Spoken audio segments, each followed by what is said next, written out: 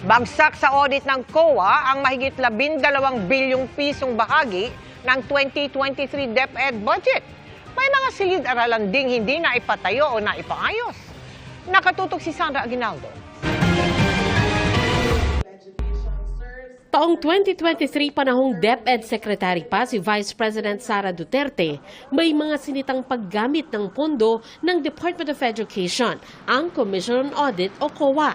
Sa audit report ng COA sa Department of Education taong 2023, sinabing merong kabuuang 12.3 billion pesos na hindi nakapasa sa audit at kailangang isettle ng DepEd. Base sa 2023 audit report, nagpalabas ang COA ng mga notice of suspension na nagkakahalaga ng mahigit 10 billion pesos. Mga notice of disallowance na nagkakahalaga ng 2.2 billion pesos at mga notice of charge na nagkakahalaga ng 7.3